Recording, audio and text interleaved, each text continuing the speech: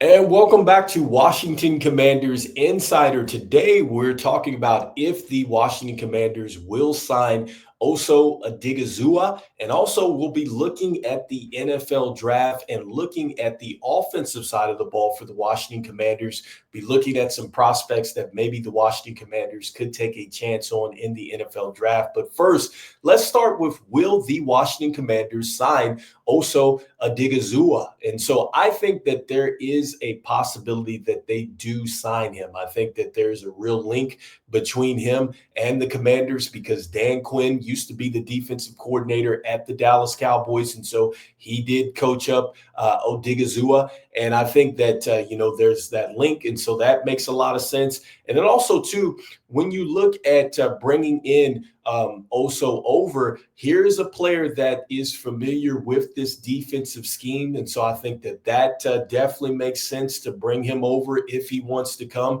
And then next up, with what he does. And so if you get a chance to go back and just maybe look at some tape here with Osa Odighizuwa, he is a terrific defensive tackle that actually generates pressure up front against opposing quarterbacks. And so if you got a chance to look at the Super Bowl, you know how important it is to cause pressure up front and make quarterbacks uncomfortable. It can certainly change the tide of a game. And I think defensively, this is something the Washington Commanders absolutely would welcome. We would love to go out and generate more sacks without having to call a lot of blitzes. I think that, definitely this is what, he would bring to the team. And also, too, I think that there is an added bonus with your run defense as well. Because, look, when you think about a defensive tackle, some of the elite defensive tackles in this league that have been in this league, I should say, I'm thinking of Aaron Donald. I'm thinking of, another player that has been elite is Warren Sapp, John Randall, right? Those are just a couple players that I'm thinking that have been very good as far as generating pressure and have really changed the course of games. And so I definitely think that there is the possibility here with Osa Odighizuwa. I think he can definitely be that player that does cause that type of havoc. And, what I love most about him is that he's just 27. And so, I think that, he's definitely a young player. I think that he's still got some more growth to go. And when you're looking at the situation right now with the Washington Commanders, which is one of the things that this article does do, is it's talking about the situation with Jonathan Allen and that maybe the Washington Commanders could maybe move on from Jonathan Allen, which is something that we talked about either via trade or maybe they could go ahead and cut costs by simply cutting him. And so one of the things that they do talk about is what it would look like from a contract standpoint if you were to go out and you were to sign Osa Odighizuwa. And so for him, I think it's Matt Mosier of, I think the Locked On Network. He's also an NFL analyst, says that, he's thinking probably right around like $20 million a year is probably what it's going to take to go out there and sign him. I think his rookie contract ended, I think he was like at $5 million for the 4 or something like that. And so he is going to get the upgrade in pay. And I definitely think that it makes sense if you strike out on, a Myles Garrett, a Trey Hendrickson, if you were to try to go after a big name like a Max Crosby or something like that, and you're unable to get that done, then I think bringing in an experienced player that has worked with Dan Quinn makes a lot of sense here. And so that is something to be looking for in the offseason to see if the Washington Commanders actually go after Osa Odighizuwa. So next up, I want to talk about just some offensive prospects for the Washington Commanders and talking about what they might do in the NFL draft. And so this is an article that actually was on Sports Illustrated. And this was by David Harrison, who is on the Locked On Commanders podcast there.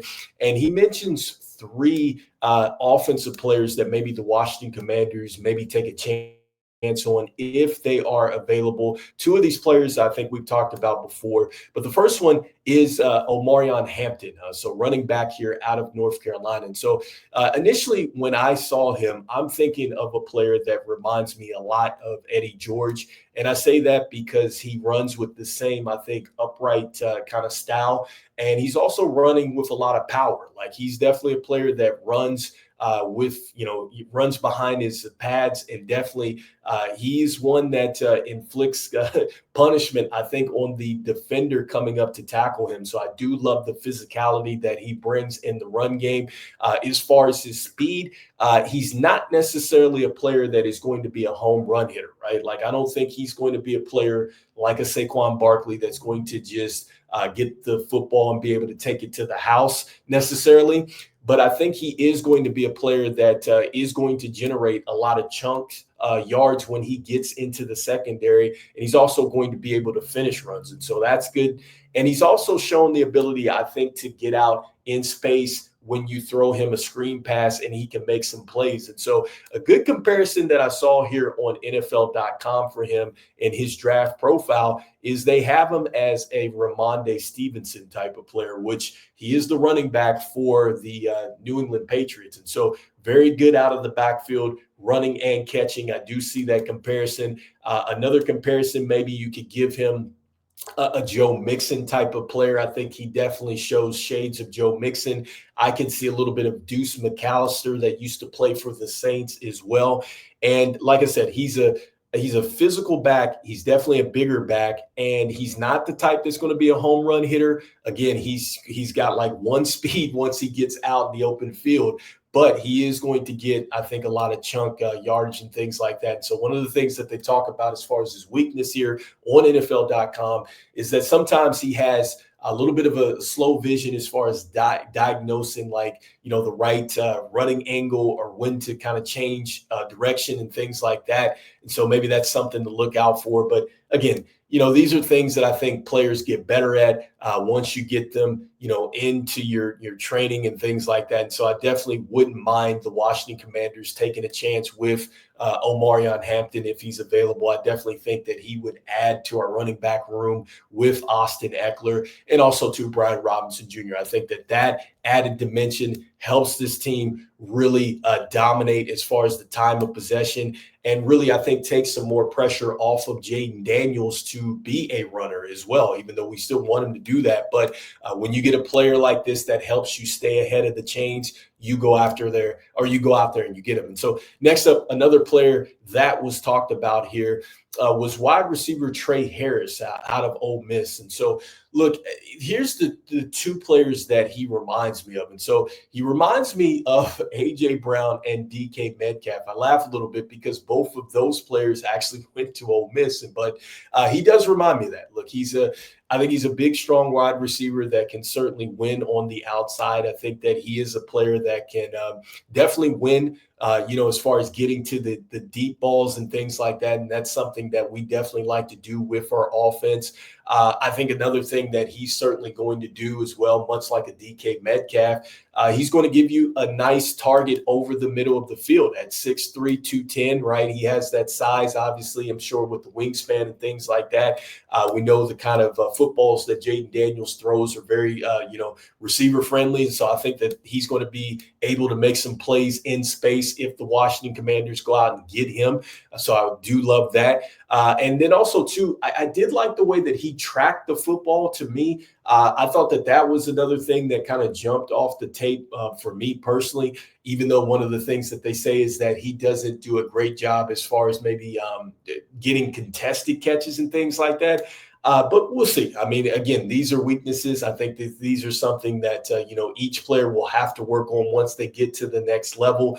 But I must say, I do like him. I think he could be a possible solid number 2. And again, if you get a player that turns into an A.J. Brown or a DK Metcalf type of player, and you pair that with Terry McLaurin, that becomes a very scary wide receiver room, especially if the Washington Commanders go out and get another wide receiver via free agency. I could see that definitely working out for the Commanders. And so lastly, another player that was talked about here was Donovan Jackson. Just talked about him yesterday. And so, look, I love Donovan Jackson. I like the way that he's able to really get off of his blocks and get to the second level out of Ohio State University. Look, I think that that would certainly be a great pickup. And I think that that is something that the Washington Commanders absolutely are going to have to invest in because, look, I think that defenses are definitely going to be geared up to really now try to stop Jaden Daniels. And either,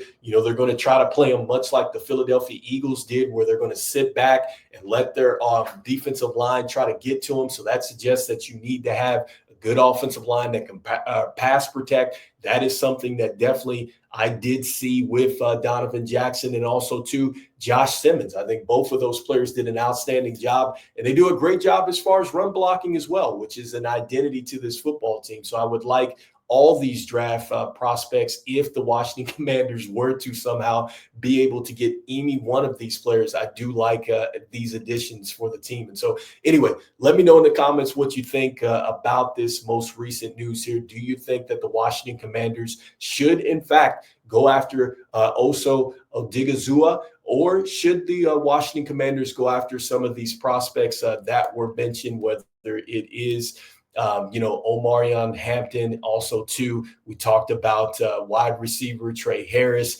and then also too Donovan Jackson. Let me know what you're thinking about any one of those prospects. And so anyways, we always say go Commanders, and I will see you on the next one. All right, peace.